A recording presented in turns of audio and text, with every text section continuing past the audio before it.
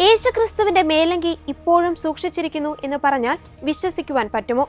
2000 വർഷങ്ങൾക്ക് മുൻപ് തന്റെ പീഡാനുഭവ വേളയിൽ പരിശുദ്ധ അമ്മ കൊടുത്ത തയ്യൽ കൂടാതെ നെയ്യപ്പെട്ട ആ കുപ്പായം ചിട്ടിയിട്ട് വീതിക്കുവാൻ തീരുമാനിച്ചതെല്ലാം നമ്മൾ വായിച്ചിട്ടുണ്ട്.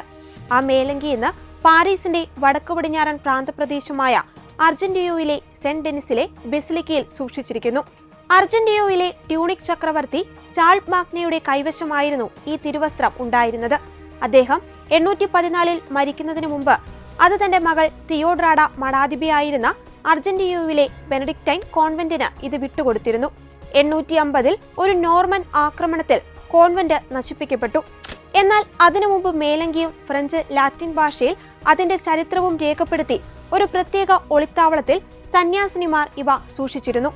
പിന്നീട് 1156 ഇവ കണ്ടെടുത്തു.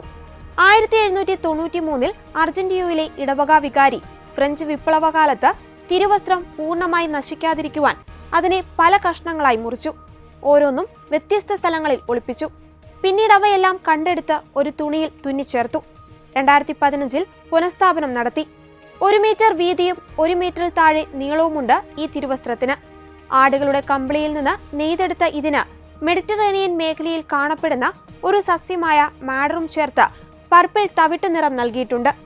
1998 പാരീസിലെ ഒപ്റ്റിക് ഇൻസ്റ്റിറ്റ്യൂട്ടിലെ ശാസ്ത്രജ്ഞർ മേലങ്കിയിലെ രക്തക്കറകൾ ടൂറിനിലെ തിരുക്കച്ചയിൽ കാണുന്ന മുറിവുകളിലെ AB രക്തഗ്രൂപ്പുമായി സമാനമാണെന്ന് കണ്ടെത്തി. 2004 പാരീസിലെ ഇൻസ്റ്റിറ്റ്യൂട്ട് ഓഫ് ജനറ്റിക് മോളിക്യുലാർ ആന്ത്രോപോളജിയുടെ സ്ഥാപകരായ professor Andre Marion, professor Gerard Lucotte എന്നിവർ കൂടുതൽ ഗവേഷണങ്ങൾ നടത്തി.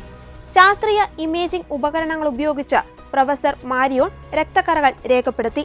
ഏറ്റവും കൂടുതൽ രക്തം പുരണ്ട ഭാഗം ഇടത് തോളിന് പുറകിലാണ്. ഇത് സൂചിപ്പിക്കുന്നത് ഭാരമേറിയ ഒരു വസ്തു ഇടത് തോളിൽ ചുമന്നിരുന്നു എന്നാണ്. പ്രൊഫസർ ലൂക്കോട്ടെ മേലങ്കി പരീക്ഷണ വിധേയമാക്കിയപ്പോൾ രക്തത്തിൽ വിയർപ്പിന്റെ ഒരു പ്രധാന ഘടകമായ യൂറിയയുടെ അംശം കണ്ടെത്തി. ഇത് കടുത്ത സമ്മർദ്ദം മൂലം ഒരാൾ രക്തം വിയർക്കുന്ന അപൂർവമായ ഹെമാറ്റിഡ്രോസിനെ സൂചിപ്പിക്കുന്നു. ഗെത്സമൻ തോട്ടത്തിൽ യേശു രക്തത്തുള്ളികൾ വിയർത്തതായി സുവിശേഷങ്ങളിൽ രേഖപ്പെടുത്തിയിട്ടുണ്ട്. ജൂബിലി വർഷത്തിന്റെ ഭാഗമായി പീഡാനുഭവ വേളയിൽ യേശു ധരിച്ചിരുന്ന ഈ വസ്ത്രം അർജന്റീനയിലെ ബെസിലിക്കയിൽ 10 ദിവസത്തേക്ക് പ്രദർശിപ്പിച്ചിരുന്നു. കർത്താവിന്റെ ത്യാഗത്തിന്റെയും സാന്നിധ്യത്തിന്റെയും പ്രതീകമാണ് ഈ തിരുവസ്ത്രം. ഈശോയുടെ ഈ മേലങ്കി കാണുവാനും പ്രാർത്ഥിക്കുവാനും നിരവധി പേരാണ് ബെസിലിക്കയിലേക്ക് എത്തിയത്.